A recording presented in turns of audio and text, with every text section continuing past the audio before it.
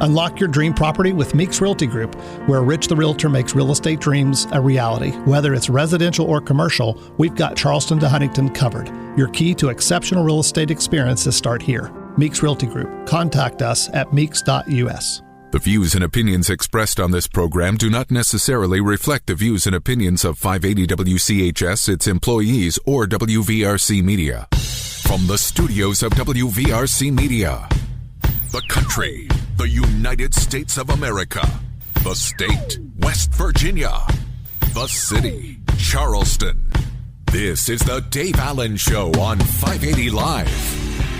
And your host. What we've got here is failure to communicate. He's kind of a big deal. I have come here to chew bubblegum and kick ass, and I'm all out of bubblegum. Dave Allen. And a good Tuesday morning to you. Welcome to the show. Senior producer Ryan Nicholson in charge of things this morning. Bigly, Piggly, Wiggly, hotline 304-345-5858. Tony Taylor, text 304-935-5008. The Dave Allen Show on 580 Live, brought to you by Thornhill Auto Group. Qualified buyers make no payments till spring.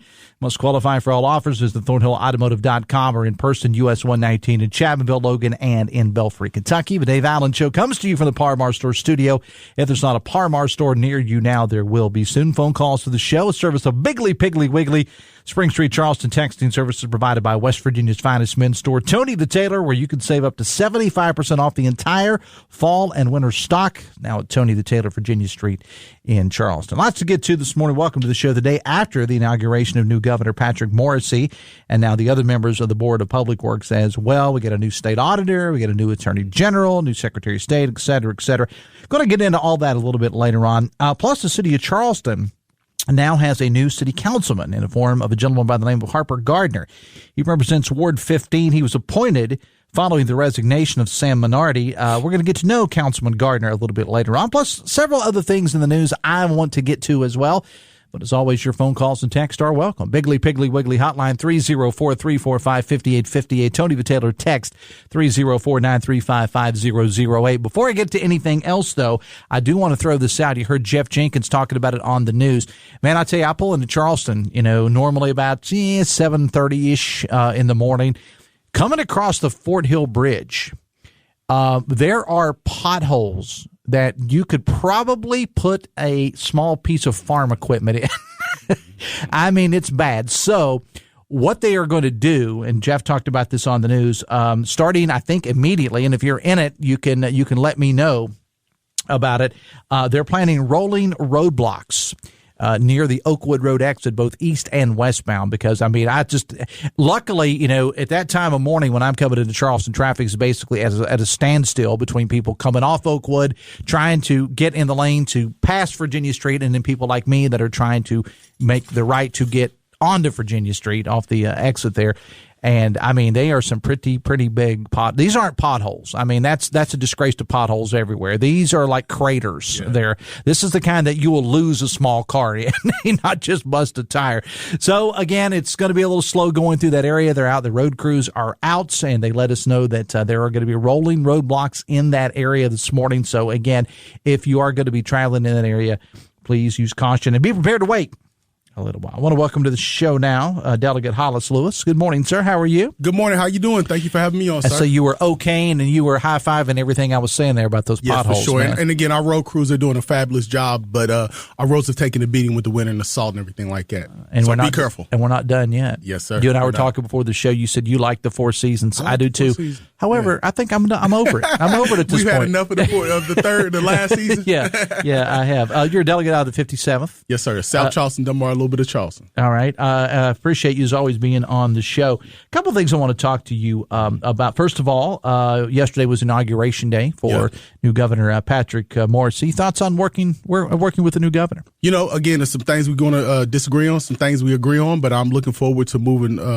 West Virginia forward. Hopefully we can get some stuff done. What are some of the things on your agenda? We'll probably have you on before the session starts because, again, a bit of a delay because of the governor coming in. It's now going to be February 12th. But what's some things on the Hollis Lewis agenda? Well, again, one thing the governor and I will agree on is teachers. I think we have to figure out a way to, raise teachers' pay, to give them more autonomy in the classroom and, to improve our children's education overall. So that's definitely one thing I'm looking forward to working with the governor on. I talked about this last week. I actually talked about it twice last week. I brought in Fred Persinger, the voice of high school sports in West Virginia. Then I also talked to your counterpart, Delegate Dana Farrell, about this, and it has to do with the high school transfer rule. And you were listening to the show that day. You texted me during the show and said, I'd like to come on and talk about this. And I always make time available for any of the legislators that want to come on. What is it about this you wanted to talk about? Well, again, as Delegate Farrell highlighted and Fred Persinger, they all highlighted, it's definitely a problem. But I think what we've done, we painted ourselves into a corner because we're talking about the Hope Scholarship. You're talking about freedom of choice of school and letting parents, do what they want as far as their children's education. We cannot tell parents on one hand, hey, you can send your kid to any school you want, but somehow limit them on the activities that they can play because a parent may be sending their kid to this school or that school for a variety of reasons. That's education plus activity, band, robotics club, or sports. So I guess my big question is that, and it's something I've pondered and tried to come up with solutions with, what do we do about this? Because I don't see it stopping. I don't know legislatively what we can do to stop transferring when we are allowing kids and parents to choose which school they want to go to and beyond the boundaries of where they live at. So what I'm hearing you say here, and I won't put words in your mouth, is and that's an interesting argument or interesting point in the whole thing, is on one hand, this is your words, on one hand, we're saying parents should have the school choice to be able to send their kids wherever they want. But when it comes to, it's like, I guess not a lot of people seem to care that much about this, or it wasn't top of mind until we started seeing lopsided football scores. Yeah, I mean, it's an effect of what's going on. And again, I want to be clear. I'm definitely pro public education. I support our teachers in public schools. However, I think, charter schools and, school choice has its place. But if this is the direction that we're going, we can't tell you that you can send your kid any school you want and then try to limit the activities that they participate in said school. That doesn't make sense. We're talking to Delegate Hollis Lewis for Dave Allen Show on 580 Live, brought to you in part by Pinnacle Consultants. Pinnacle offers a 4-phase assessment for your properties: inspection, sampling, and analysis, comprehensive reporting, and management planning. Visit pinnaclecorp.net, because what you don't know can hurt you. So, if anything, do you think the legislature should be involved in this at all? Because there's been other people that have said, hey, this needs, much like we saw with other things related to school, this needs to go back to the Secondary Schools Activities Commission. They need to work this out, not the legislature. Your take? Again, we've seen what happened when they tried to work it out, right? We've seen what happened with the playoffs and the class reclassifications, and it was a big cluster, to say the least, this past at least football season. So I think the legislature, I think we should at least have an opinion. I think we should be able to review it, and I think it's it's something that's going to take all the input possible in order to solve. And one of the things that I think, and again, this is something Senator Eric Tarr mentioned. He talked about, because he was asked the same question, well, how do smaller schools compete, right? He was asked that. So he said, the coaches have to create an environment in which kids want to come. So I think we need possibly one solution. I'm not saying this is the only solution, but a possible solution is that we need to make coaching positions, particularly in those revenue generating sports, men's basketball, football, women's basketball, positions unto themselves, right? So they can be salaried positions. So, because again, if you're at a smaller school, not only are you fighting smaller school budgets and different things like that, you're also fighting your time being a part-time coach, because you have another 40-hour job, family obligations, and whatever else you may have going on. So I think one solution is that we could possibly make those positions salary positions where that's what you do, similar to how they do it in Texas and different states, particularly southern states throughout the United States. It's a little bit different than back when I was in school, because when I was in school, your high school football coach was a teacher. You usually saw them 100%. there. They were the driver. Some now there were a lot of driver's ed teachers, and there were a lot gym of teachers and driver's ed stuff like that. But you passed the coach in the hall, and they would even get on you a little bit and say, "Are you coming to the game tonight?" or whatever. And that, for one reason or another, that kind of went away years ago. It seems like that, and you have the coach of this school is teaching at that school, or as you said, they're holding down another 40-hour a week 100%. Job. They're being a nurse, they're being a police officer, whatever it is that they're doing, and then they're going to coach. Now, that's an interesting concept, because I don't think I've heard that brought up. Because I think with my solution, again, that coach can still be in the school. Now, you may not be a teaching class. I mean, you may fill some glass, be a sub when somebody's out, maybe do some disciplinary stuff, but you can have your 40-hour job in the school. However, your primary is to be the coach of this football or basketball team. And that way you can start to work on budgets. You can go fundraise. You can do all the things that you don't necessarily have time to do when you're doing something else. So I think, again, in order to maybe curb that creative balance, because, again, you got a lot of guys who know, and women too, who know a lot about their sports, who study, who work hard at it. But, again, you only got so much time in a day, right? Mm-hmm. And, again, when we look at the salary or the stipend that the coaches get, it's not that great for the time that they put in. Yeah, I would agree with that. But most of them would as well. What do you hear from your constituents on this subject? You know, a large part of my district is South Charleston, right? So nobody has been beat up more by the transfer portal than we have. I mean, we went from a perennial championship team, and I coached at South Charleston. I was a coach at South Charleston Dunbar for years and years. So we went from a playoff team, perennial champion, to we're, scoring, 14, 21 points in a season, winning maybe one or two games in a season. I mean, it was rough, right? Winning one or two games in the last 3, 4, 5 seasons. So again, my district, our constituents definitely want to see a turnaround. We want to offer some solutions as well. Delegate Hollis Lewis, it's always a pleasure to have you on the show. You brought up some interesting points today, and I always like to have people on that come up with ideas out of left field, a little bit different, because it's definitely a problem. And in the big picture of things, people, and I've spent a lot of time talking about this issue, and I've had people, and I get it, texted the show and said, well, why are you spending so much time talking about athletics? This story is not necessarily just about athletics, because you get into a whole community pride thing, and you get it. And when your community, you mentioned South Charleston, when they are decimated, it brings down the whole community. Because we're talking about two different communities, and I want to say this: I'm a kid of I went to high school.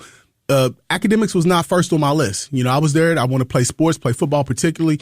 And that's kind of what got me through. And as I went through high school and then was able to go to college on an athletic scholarship, I figured out, hey, I wasn't going to the NFL, so I might as well hit these books. So athletics was the conduit for me to get to an academic, and which eventually led me to law school.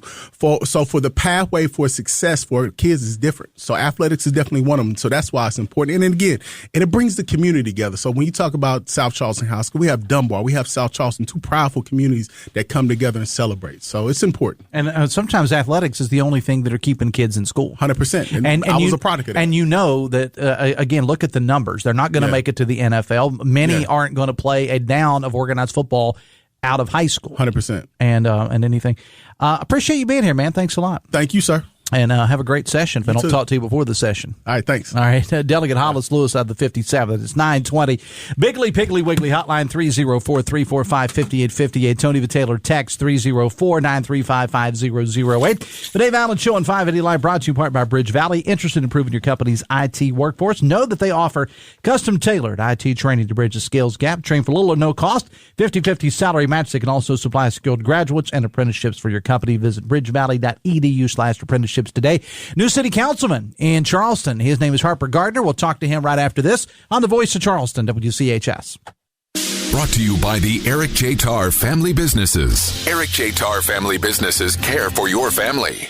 Americans for Prosperity, West Virginia's Pathway to Prosperity, is a bold roadmap to help principled policymakers rapidly transform the Mountain State into a better place to live, work, and raise a family. To do that, we encourage state leaders to boldly adopt proven reforms that makes quality health care more affordable and accessible, empower parents, and expand education freedom to every child, rein in government spending, and cut taxes, allowing Mountaineers to keep more of their hard-earned paychecks. While the recent work of the legislature has taken enormous strides toward breaking down the barriers that hold our citizens back, now is not the time to rest on our laurels.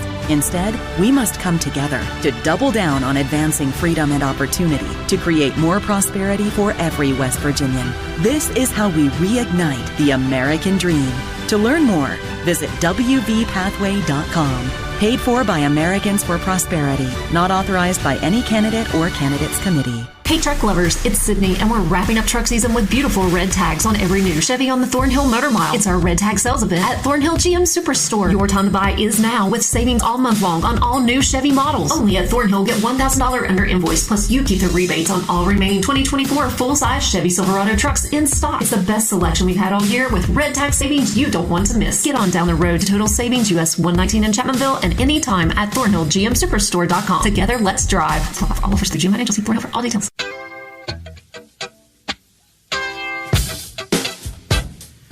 $9:23. Ryan Nicholson is our producer today. Special Olympics embodies the true spirit of sportsmanship, not merely about winning medals. It's about being part of a team, practicing and competing together. The joy and fulfillment derived from these experiences are immeasurable as athletes find their confidence and self-worth through the shared pursuit of victory. West Virginia Enriched, in collaboration with Huntington, invites you to witness the transformative power of Special Olympics. Check out a video highlighting the Special Olympics. Facebook.com/580WCHS. Biggly Piggly Wiggly hotline 304-345-5858. Tony Taylor text 304-935-5008. Man, I have got a lot of texts to get to. I'm going to spend some time a little bit later on the show talking about some of these vacancies that have come up in the legislature. Now we've got, Mark Hunt, who was elected by the people to be the state auditor. That leaves his position open.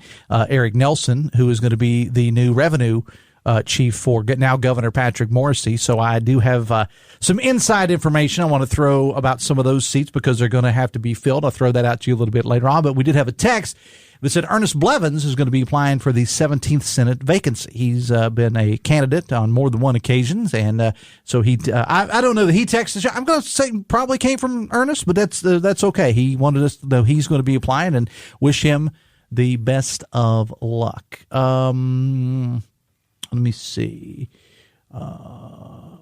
Okay, I'm going to hold off on I got a bunch of texts. I'm going to hold off on those a little bit later on the show. I will get to those texts, I promise, but I want to give this gentleman his time in the spotlight. Last week, Charleston City Council met, and among the action items taken was the naming of a new city councilman from Ward 15. The previous holder of that seat, Sam Minardi, resigned, and named to take his place is Harper Gardner, and he joins us this morning. Councilman, good morning. Welcome to the show. Hey, Dave. Good morning. How are you? Now, have you officially been sworn into that happened to me last week? So I can call you Councilman now. Absolutely. Last Thursday, the 9th, I was sworn in right during the first part of council. Okay. All right. So tell us about Harper Gardner. So, born and raised here. The last time I was here, we were trying to figure out all of us how to say Biggly Piggly Wiggly all at the same time. It's a challenge. It is a challenge.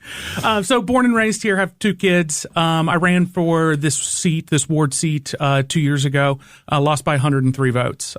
So I was honored to be appointed by the mayor and council to be able to fill this seat from Sam, who his dedication and service to the city over the last decade plus is really incredible. Some big shoes to fill. Now explain District 15, or I'm sorry, Ward 15. Ward 15. So generally speaking, Ward 15 is the backside of South Hills. It is Clark Road to city limits and then Connell Road down.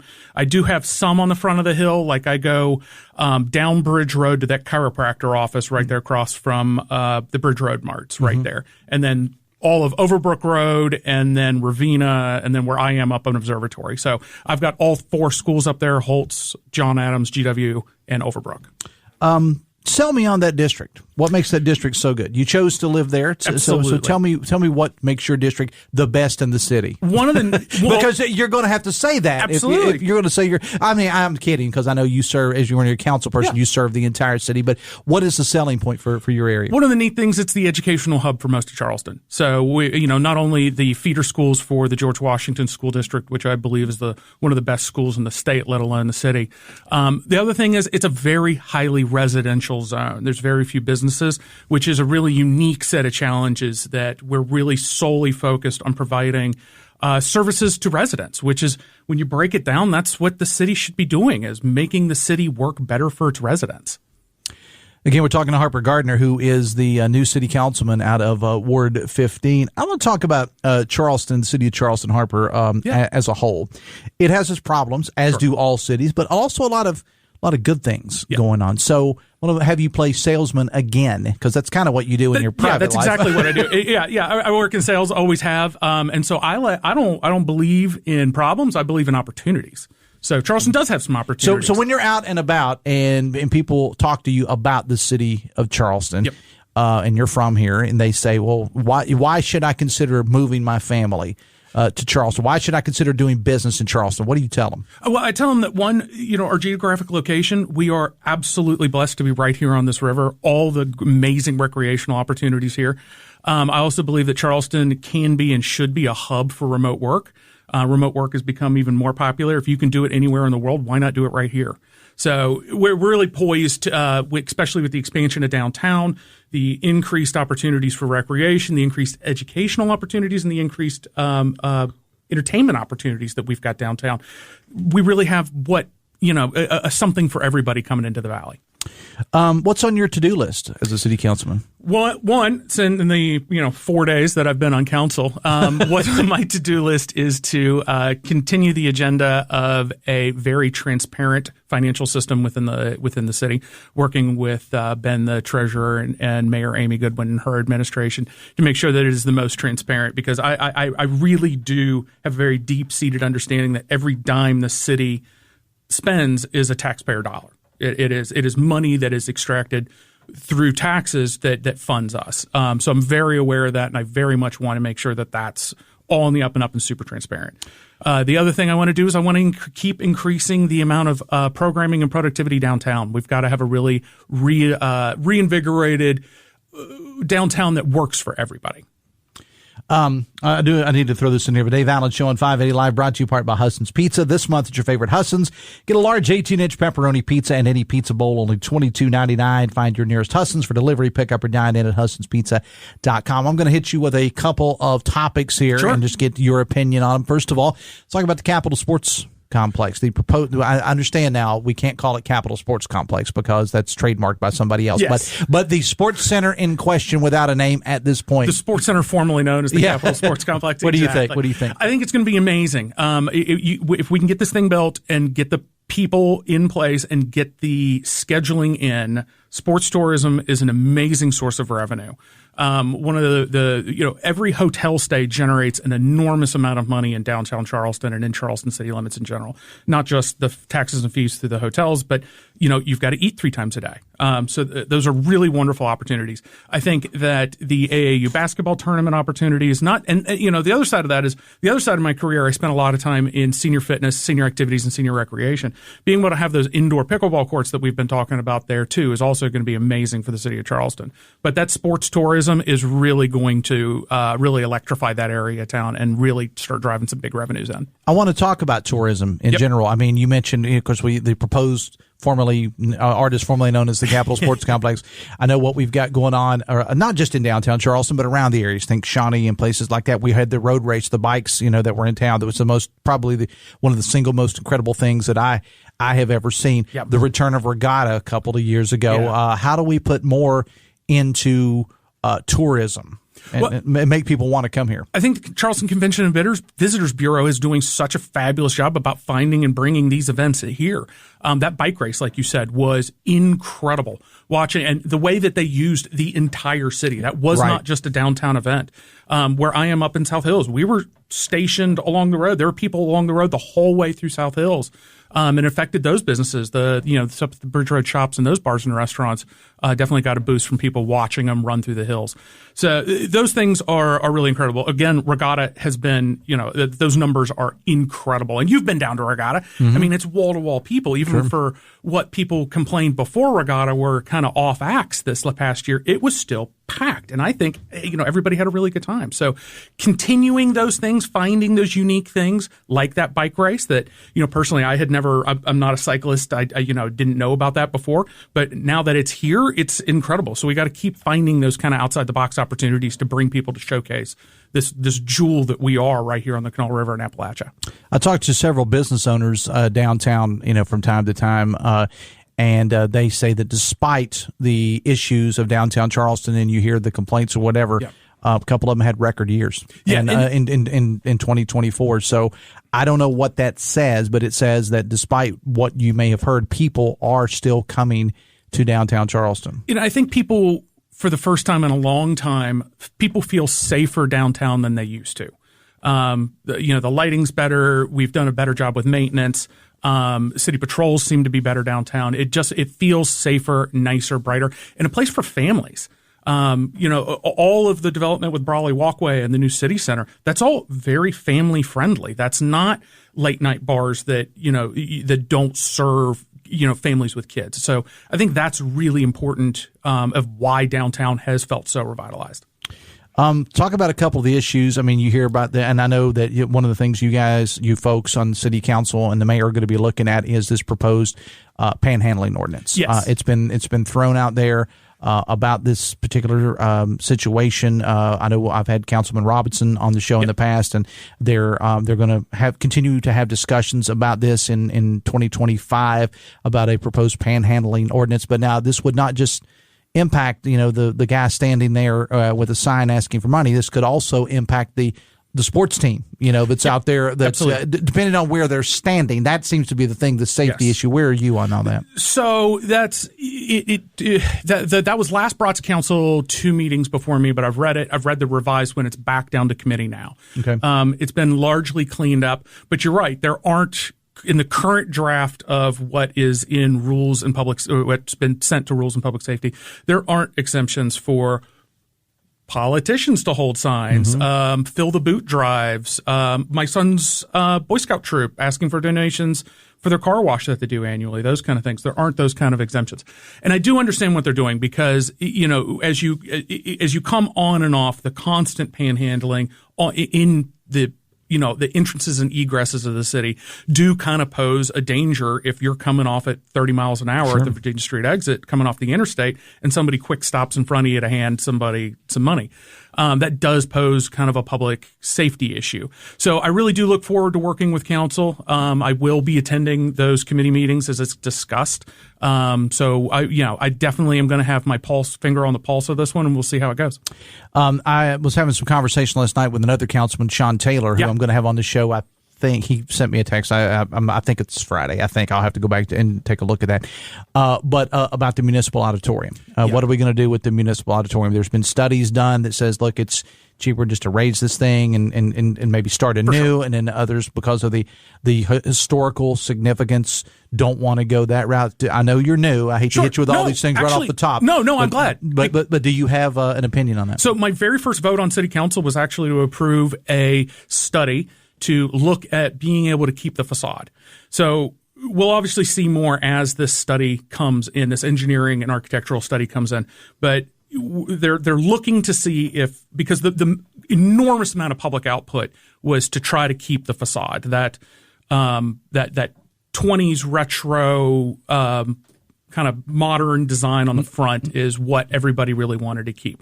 And the understanding is the building behind it largely can't be. So if we can keep that facade, we'll do it. If not, I firmly believe the city's going to be able to put something that's going to be game-changing, incredible in there for the city. Either way, being able to expand the footprint, make it more appealing to modern artists to come through. So we're going to be able to get those mid-size artists that aren't necessarily going to sell out the Coliseum Bowl, but be able to still have a 3,500-seat auditorium, but then still be able to scale that down to 1,000-seat for Children's Theater. So I firmly believe that once we get through this kind of architectural study and we then know what we're working with, the city's going to be able to put together something incredible for that property. Charleston City Councilman Harper Gardner, what's the best way for people to get in touch with you? You got an email address or anything you want to throw out there for your constituents? So, again, I'm a big believer in transparency. I give you my personal email address. It's on the city website now, gardnerd@gmail.com. If you live in Ward 15 or if you don't live in Ward 15, I'd be happy to help you. Let me know how I can help. If I don't know the answer, I'm sure going to pick up the phone and figure out who does and get you over there to them. So I really appreciate you. Best of luck to you, man. Thank you, Dave. All right, we'll have you on again soon. 24 minutes away from 10. Vaccines are your best protection against severe disease from flu and COVID-19. If you're 65 or older, risk less, do more with this season's vaccines.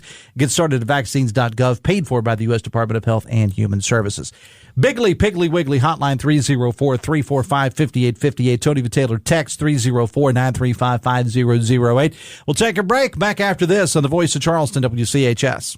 Brought to you by the Eric J. Tarr Family Businesses. Eric J. Tarr Family Businesses have been creating jobs in West Virginia since 1997. No matter where you are never far from a Parmar store. From gas to groceries and everything else you need, your local Parmar store has it. Sign up for the Parmar Rewards Card and download the Parmar Stores app for even more savings. With well over 230 stores in 6 states, you are never far from Par Mar. Visit parmarstores.com and follow them on your favorite social media app. If there's not a Par Mar store near you now, there will be soon. The start of a new year means even more savings at Walker Chevrolet in Nitro. Now, you're not going to find better deals on four-wheel drives anywhere in the Kanawha Valley this winter than at Walker Chevrolet. The lot at Walker is stacked with inventory right now to get you ready for that snowy West Virginia weather. From Silverado to Tahoe, Blazer, Equinox, Trailblazer, Colorado, man, Walker has got them all. And you know you're going to get the best deal possible on those 4x4s at Walker because Gene and Ryan built their business the old-fashioned way by making friends. There are no gimmicks or games here, just honest, fair deals. And if you've got an old car you want to get rid of, Walker is still buying cars too. All makes and models are welcome, and you're going to get paid top dollar for it, even if you plan to buy somewhere else. But don't wait until those winter weather advisories go up and you're stuck in the house. Get that new four-wheel drive truck or SUV today at Walker Chevrolet in the shadow of the Interstate Bridge, just off the Nitro exit of I-64. Walker Chevrolet, making friends one deal at a time. Banking is not just about numbers. It's about people. Are you connected? Without a community bank, your financial journey might feel lonely. And who will you turn to when life gets complicated? From checking accounts to loans, Poca Valley Bank has you covered. We are here to support you with personalized service and genuine care across our 8 locations. Poca Valley Bank, your community bank where relationships matter. Visit PocaValleyBank.com for more information. Equal housing lender. Member FDIC.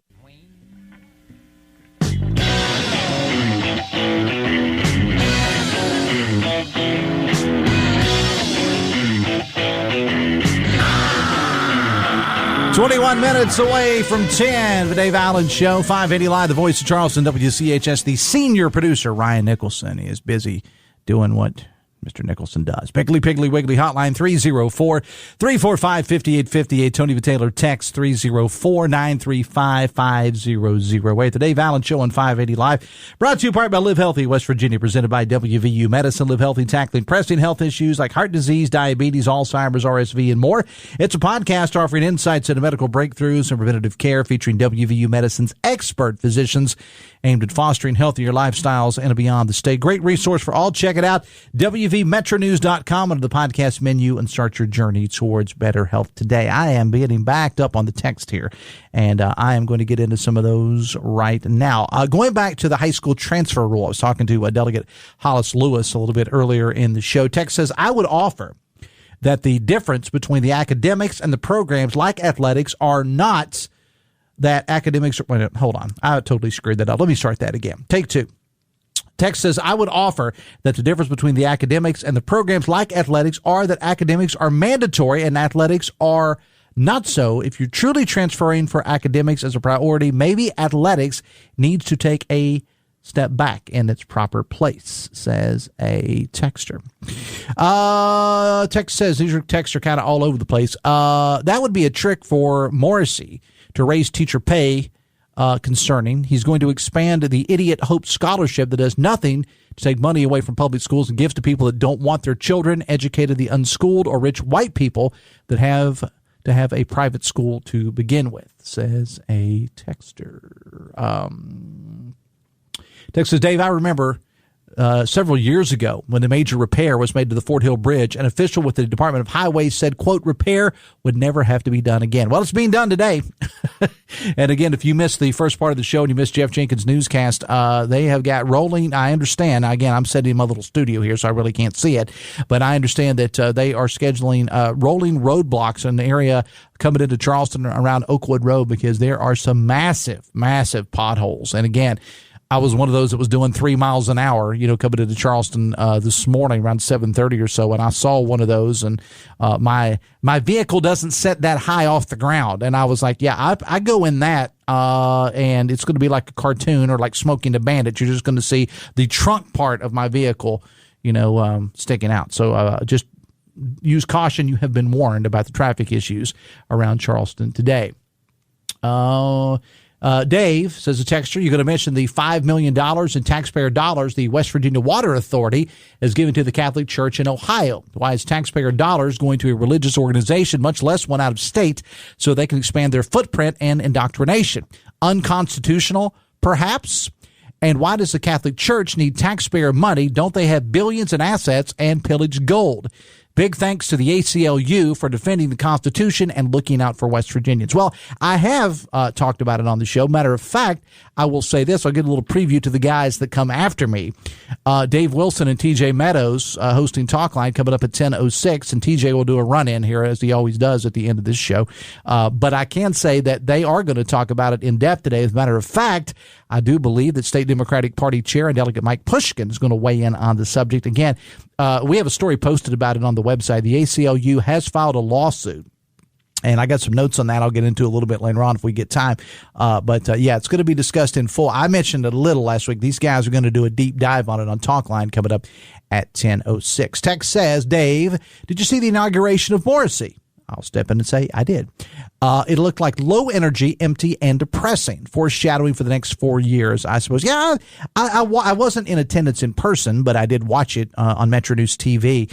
I want to opine on a couple things on that coming up a little bit later on. Text says, your guest, City Councilman Harper Gardner, must have missed the memo on remote work. Middle management and office real estate space need a use, so remote work is going to be a thing of the past. It is going to be a thing of the past in some areas. But I think you can't put the milk back in the container, as they say. Coming up on tomorrow's show, our good friend, nutrition expert Millie Snyder is going to be here. Greg Thomas will be here to talk about some politics and whatever else is on the mind of Mr. Thomas. Also, John Carruthers of Best Virginia Heating and Cooling will be stopping by. Not so much talking about what a great company they are. They are, by the way, a great company. But he has a program his company does to help those who may be having a little trouble with their heating and cooling systems. It's a great program. We're going to get into that with John Carruthers coming up on the show tomorrow. Plus, your calls and texts are welcome, too. We do want to remind you about the upcoming WVRC Media Sock Drop, which is happening 1 week from this Thursday on our parking lot here at 1111 Virginia Street East in Charleston, 7 a.m. till 6 p.m. Don't even have to get out of your car. We're going to have our staff on the lot all day to collect your donations of new socks. And as we talked about yesterday, there are several places that you can get good quality, inexpensive socks. Marshall's, Ollie's, had a listener to the show yesterday who texted me that our good friends at A to Z Outlet in Jefferson had some affordably priced heated socks. So that could be a place for you to pick up some socks as well. All of our stations are involved in it across the board. It's going to be Thursday the 23rd, 1 week from this Thursday, 7 a.m. till 6 p.m. on our lot, 1111 Virginia Street East in Charleston. And a big shout out to the folks at Panhandle Cleaning and Restoration for making it all possible. The Dave Allen Show on 580 Live brought to you in part by your hometown baseball team, the Charleston Dirty Birds. It's wintertime now. We all know it. But before you know it, we will be playing baseball over at Go-Mart Ballpark. Check out the 2025 Dirty Birds schedule, plus Birds merchandise and more available at dirtybirdsbaseball.com. Text says, check livingnewdeal.org for some more about the auditorium history as part of the New Deal, says a texter. All right. Text says, Dave, it was so great to hear chants of USA, USA erupt from the audience, containing a lot of military members, as Pete Hegseth and his family entered the room for his defense secretary Senate confirmation hearing. Sounds like members of the U.S. military have decided who they want representing them, says a texter. Text says, I hope everyone understands after the events in Los Angeles this week, the homelessness is not a choice. It's devastating. Whoever you are, for whatever reason you find yourself on the streets, instead of viewing the unhoused with scorn, maybe we could all pull together more to help them like everyone's doing for the people of L.A. I've made my opinions on that known in the past. You can't tell me. And if you talk to people that deal with the homeless on a regular basis, you can't tell me that every one of them is there because they have nowhere else to go. There are people that do choose that lifestyle. And if you are saying that there aren't people that choose that lifestyle, then you are greatly mistaken. Again, not in all cases. I'm saying there are those that do make that choice. So now we have a new governor. Actually, Governor Patrick Morrissey was sworn in at midnight Sunday/Monday, but all the ceremonial stuff took place yesterday. The inaugural ball held last night, the parades, et cetera, et cetera. As I mentioned earlier, I watched the governor's speech yesterday morning on Metro News TV, cheap plug, and we had the whole thing live on the air as well. The speech I thought was pretty much what you would expect, and I don't say that in a negative way. I don't, but it was just pretty much what you would expect. It's a rah-rah speech saying we're going to go to work, and that's, we got things we got to do. By the way, I will throw this out there. Governor Morrisey has a press conference coming up at 11. I think it is 11 this morning. We'll, of course, be covering that, but I think he's going to actually take questions from the press live. We'll see, but I think that's the plan. But the speech itself, a couple of things that I thought were interesting. One, talking about getting rid of DEI. And look, I've made my thoughts on most DEI programs known in the past. No new ground for me here. I don't know that it's a major issue for West Virginia, but okay. Now, if he means in relation to, let's say, West Virginia University or Marshall, okay, fine. I'm okay with looking at all that. But it almost, and maybe I just read it wrong. It almost made it sound like the whole DEI thing was being practiced by the Justice Administration, which certainly it was not. But something else I found very interesting. 2 minutes or so into the speech, he felt the need. The governor felt the need to take a shot at the media. The media. Like, what exactly do you mean when you say the media? And speaking as a member of the media, again, I always point out I'm not a journalist by any stretch of the imagination. I'm just a guy that gets paid to talk. I don't have an issue with Governor Morrisey saying that, obviously. I just wish sometimes that he and others who decry the media would just say what media members you're talking about. I mean, there isn't some big giant downtown Charleston office that's called the media, where we all congregate to think up ways to screw over government officials, regardless of party. Now, if he was referring to the national media, then say national media. If he meant the Gazette Mail, then say Gazette Mail. And if he somebody pointed out to me this morning, what if he said liberal media? Okay. I'm fine with that as well. And please don't confuse some of the commentators that you read on X or some podcasters as the media. We're all different, just like all members of government are different. Maybe not a big deal to some, but I just loathe the fact when people say the media. Be specific as to what media you are talking about. And if it's one of the TV stations or me or whatever, just come out and say it. Just the whole the media. I don't get it. Text says, Dave, a homeless man died from the cold Saturday on the streets of Charleston. Yeah, I talked about that. It's a tragic story. Did he choose to die? We need to do more. I don't know the specifics of the case. P.S. I work with the homeless, mentally ill, and addicted every day. We still can do more, says a texter. Text says, Jesus turned water into wine and wine into water, all without $5 million. Why can't McGinn and his out-of-state Catholic boondoggle prophesize without fleecing taxpayers, says a texter. Text says, I think Rich Rod now has more stress for returning Mountaineer football to the tradition of winning after being publicly called out by Morrisey yesterday. LOL. Yeah, Rich Rod was part of the parade and whatnot yesterday, as were the WVU and Marshall marching band. So Dave Allen Show on 580 Live, brought to you in part by Jute. For the best in security systems for both your home or business, talk to Jute, J-O-O-T of Tays Valley. Visit protectedbyjute.com. Biggly Piggly Wiggly hotline 304-345-5858. Tony Vitaylor text 304-345-935-5008. So we're going to take a break. Back after this on the Voice of Charleston, WCHS. Brought to you by the Eric J. Tarr Family Businesses. Eric J. Tarr Family Businesses are small businesses with big impact, including Generations Physical Therapy and Snap Fitness. When I set out to build our firm, it was built for greatness. It was built for you, Morgan & Morgan, for the people. Office 222 Capitol Street, Charleston. Cases will be handled by West Virginia licensed attorneys. The attorney in this ad is not licensed in West Virginia. ForThePeople.com. Jarrett Construction has celebrated its 25th year in business, proudly serving the West Virginia community. They extend heartfelt thanks to their clients for their trust and support over the years. From schools and hospitals to car dealerships and apartments, Jarrett Construction has been dedicated to building quality projects that make a difference. Their commitment to excellence in the community remains unwavering. For all your construction needs, choose Jarrett Construction, where your vision becomes their mission. Visit jarrett-construction.com. Thank you for making their 25 years successful and impactful.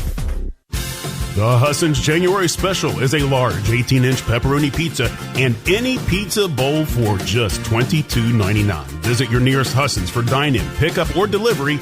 Order now at HussonsPizza.com. Americans for Prosperity, West Virginia's Pathway to Prosperity, is a bold roadmap to help principled policymakers rapidly transform the Mountain State into a better place to live, work, and raise a family. To do that, we encourage state leaders to boldly adopt proven reforms that makes quality health care more affordable and accessible, empower parents, and expand education freedom to every child, rein in government spending, and cut taxes, allowing Mountaineers to keep more of their hard-earned paychecks. While the recent work of the legislature has taken enormous strides toward breaking down the barriers that hold our citizens back, now is not the time to rest on our laurels. Instead, we must come together to double down on advancing freedom and opportunity to create more prosperity for every West Virginian. This is how we reignite the American dream. To learn more, visit wvpathway.com. Paid for by Americans for Prosperity. Not authorized by any candidate or candidates committee. 6 minutes away from 10. Bigly, Piggly, Wiggly hotline 304-345-5858. Tony Taylor text 304-935-5008. Text says, Dave, I'm confused. Are you the media, the liberal media, or the national media? Well, okay, let me start with the last one. National media? No. Although we do have listeners around the country because of the magic of apps. We do have people that listen in other states, but no, I'm not national media. Am I the liberal media? No, 100%. Are you the media? I guess. I'm a member of the media. I'm just a member of it, I guess. The Dave Allen Show on 580 Live brought to you by Morgan & Morgan. If you're injured, hire Morgan & Morgan, America's largest injury law firm. Yesterday on the show, I was talking about some of the seats that will be open in the state Senate due to the election of Mark Hunt as state auditor and the appointment of Eric Nelson to be the new state revenue secretary under Governor Morrissey. I did confirm and talk to him last night. Kanawha County Commissioner Lance Wheeler says he's highly interested in the seat that was held by now state auditor Mark Hunt. Now, we will be following the story. Maybe talk to Lance on the show soon, but he did say he was highly interested. So I got confirmation from Mr. Wheeler about that last night. So we shall see. I'm also hearing all kinds of other names being thrown out there. As I said on the show yesterday, some names you've heard of that are interested or possibly interested in some open seats. I've heard the name Mark Capito being thrown out there. I've heard Mark Carter, who ran for District 57 House and was defeated, possibly. So it's just going to be an interesting watch for sure. TJ Meadows. What's up? How you doing, man?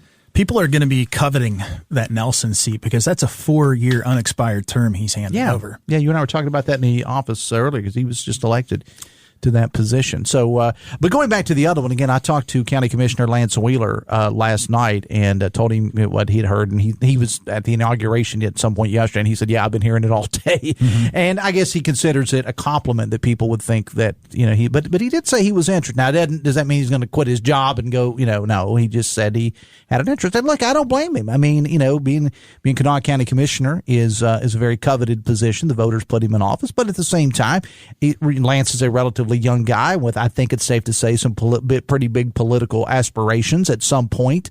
He's not an old guy like I am, so he's looking forward, not backward. So, he's got some aspirations. It could be a good position for him if he decides he wants to go that route. And if the people, they go through the whole process, executive committee submit names to the governor, and the governor chooses. So could be a good move for him if it goes that far. Highly qualified guy. We'll see what happens. All right, what's on the big show today?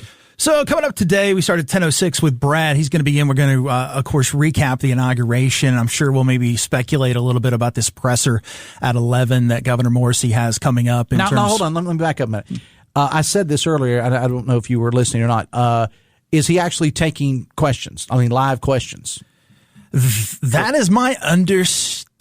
What a novel concept. But yeah, we'll wait and see. Okay, and you may get to ask a follow-up too. I don't know how that'll work, but at any rate, Brad will be on, and we'll talk about all things Governor Morrissey, and maybe again get into some speculation, more on my part and Dave's part, probably not Brad, on what will come out of this presser today at 11 o'clock. Could it be DEI? That an executive order on DEI? Could it be something to do with all of these commissions and committees that he talked about? He's talked about government being bloated, and I'm paraphrasing there, but he's talked about state government being bloated, and that we got to cut the fat, as they say. Yeah, depending on what it is. One of the interesting things for me here is, governors typically issue executive orders, states of emergency, COVID response, these kinds of things. But those are practical problems that are facing us eminently that need a solution. Got to be solved now versus policy issues that I would contend are better left to the legislature, because executive orders are overturned by the next guy, right? So if you want some kind of stance on the issue, and you want something binding going forward, I'm not sure an EO is the best way to do it, but we'll get into that. Mike Pushkin joins us at 10:33. Of course, he's going to talk about the DeSoto seat and why the Democrats are filing legal action. They say a Democrat should be in that seat, the 91st that was vacated.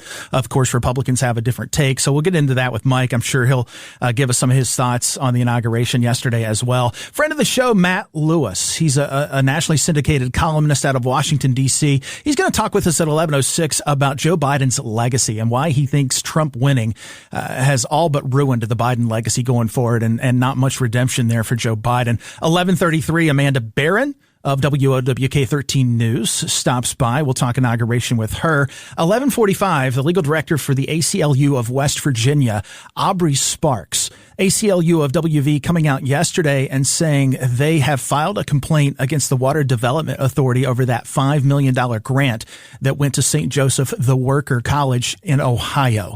We will get into their argument, understand what they say the legal merit here is to dismiss that grant, and go forward. All right. All coming up at 10:06. Appreciate it, man. The Dave Allen Show on 580 Live, brought to you in part by Snap Fitness. Snap Fitness, a wide selection of equipment, including free weights, cardio machine weights, and more. They have 5 convenient locations: Charleston, Hurricane, Winfield, Barbersville, and Milton. Between now and the end of the month, get free activation with a monthly contract. Visit snapfitness.com for details. Quick text says, I wonder if Morrissey will keep the tradition of being late to his own presser that was set by Justice. You're on the clock, Patrick. Governor Patrick Be Morrissey. on time. Coming up on the show tomorrow, nutrition expert Millie Snyder's here, John Carruthers from West Virginia, and Republican strategist Greg Thomas. I will see you tomorrow. Till then, have fun and love somebody.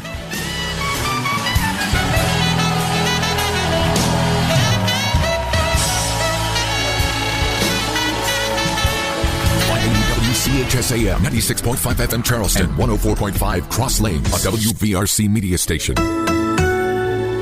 We're proud to live here too.